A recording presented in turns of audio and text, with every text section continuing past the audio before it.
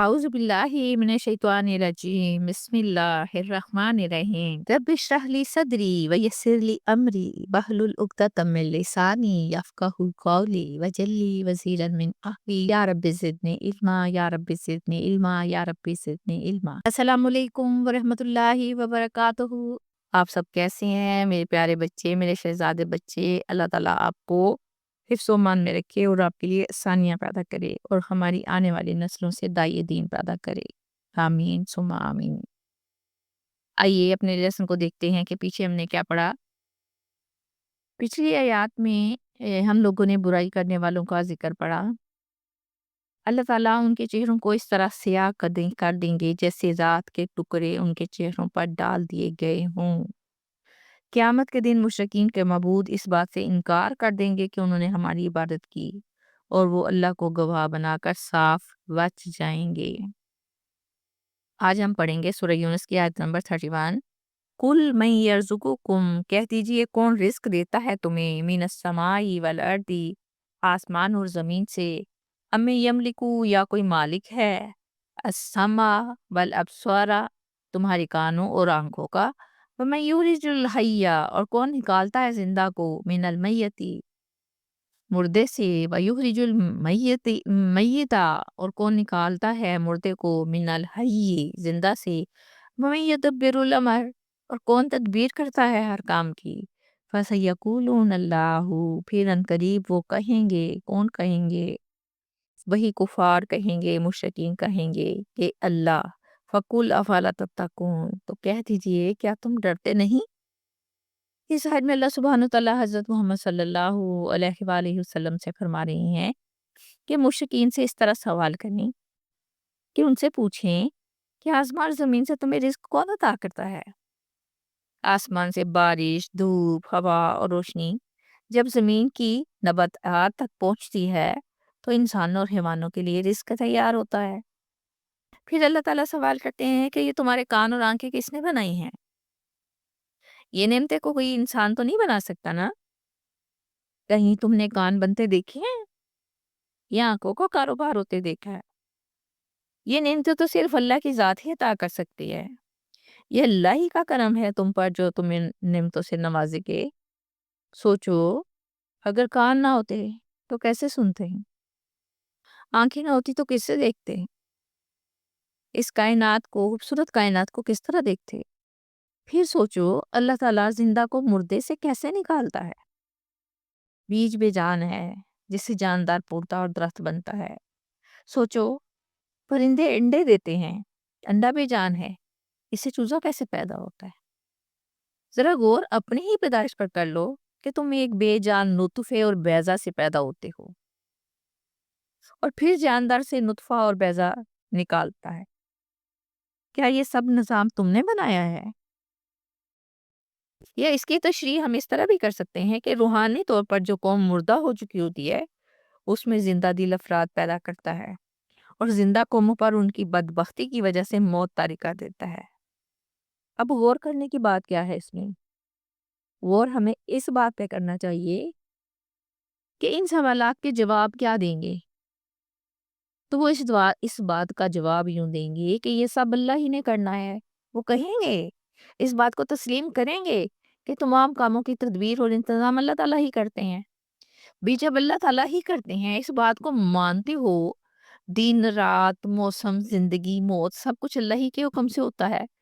اگر یہ سب اللہ تعالیٰ ہی کرتے ہیں تو پھر تم اللہ سے کیوں نہیں ڈرتے؟ جب مانتے ہو کہ ساری قدرت اللہ ہی ہے تو پھر دوسروں کو اس کے ساتھ کیوں شریک کرتے ہو؟ سورہ یونس کی آیت نمبر 32-33 پڑھتے ہیں۔ فَذَلِكُمُ اللَّهُ، پس یہی ہے اللہ، ربُّكُمُ الْحَقُّ، جو تمہارا سچا رب ہے۔ فَمَاذَا بَعْدَ الْحَقِّ، پھر کیا ہے حق کے بعد، إِلَّا الضَّلَالُ، سوائے گمراہی کے۔ فَأَنَّىٰ تُصْرَفُونَ، پھر کہاں تم پھیرے جا رہے ہو؟ اگلی آیت ہے، كَذَلِكَ حَقَّتْ، اسی طرح سچ ثابت ہو گئی، کلمات ربک، آپ کے رب کی بات، الذین، ان لوگوں پر، فسقوا، جنہوں نے نافرمانی کی، انہم، کہ بے شک وہ، لا یؤمنون، ایمان نہیں لائیں گے۔ اللہ تعالیٰ فرما رہے ہیں کون نہیں لائیں گے؟ پڑھتے ہیں اس آیت میں اللہ سبحانہ تعالیٰ فرماتے ہیں کہ جب یہ حقیقت طے ہوگی کہ سب کچھ اللہ نے بنایا ہے، زمین آسمان سے رزق، قوت سماعت، قوت بصارت، زندگی موت، سب اسی کی دین ہے، سب کا سب کام اللہ کا ہے، تمہارا اصل رب پھر کون ہوا؟ تمہارا مالک کون ہوا؟ تمہارا معبود کون ہوا؟ تمہارا خالق صرف وہی ہے جو حق ہے۔ اس کے علاوہ جنہیں تم شریک بناتے ہو وہ محض خام خیالی ہے، کچھ نہیں ہے، حقیقت نہیں ہے، خیال ہے جسٹ۔ اللہ تعالیٰ فرماتے ہیں کہ جب حق اتنا واضح ہے تو اسے چھوڑ کر ہر راستہ کہاں جائے گا؟ محض گمراہی اور تباہی کی طرف۔ پھر حیرت سے اللہ تعالیٰ فرماتے ہیں جب چیز آئینے کی طرح صاف ہے تو پھر کس طرف پھیرے چلے جا رہے ہو؟ کون سی آندھی ہے جو تمہیں سچے رستے سے ہٹا رہی ہے؟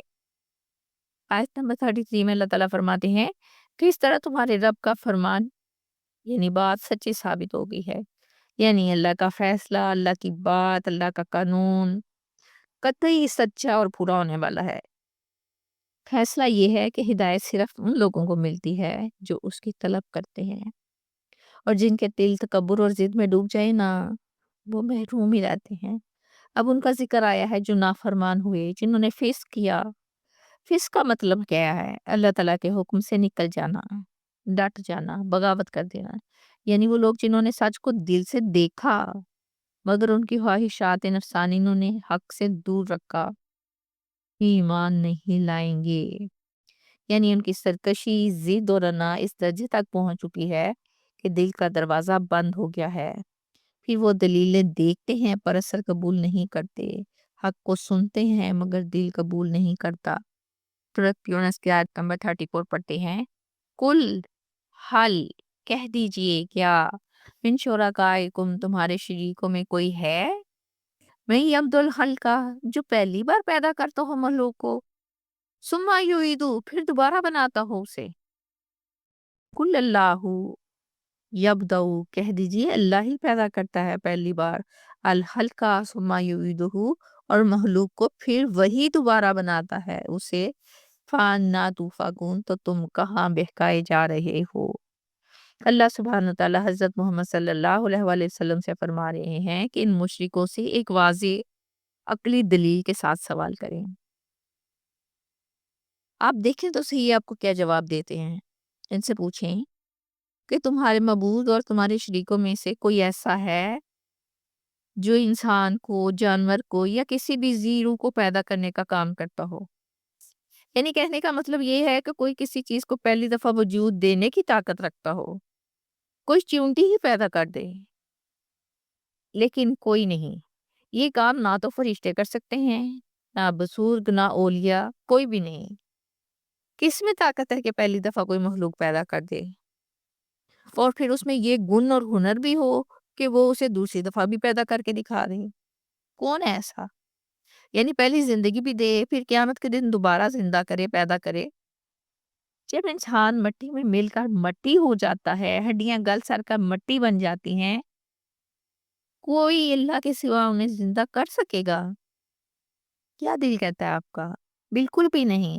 اللہ تعالیٰ آپ سے فرما رہے ہیں کہ ان سے کہہ دیجئے کہ اللہ تعالیٰ ہی پہلی دفعہ پیدا کرتے ہیں اور دوسری دفعہ پیدا کرنے کی طاقت بھی صرف اللہ تعالیٰ کی ہی پاس ہے۔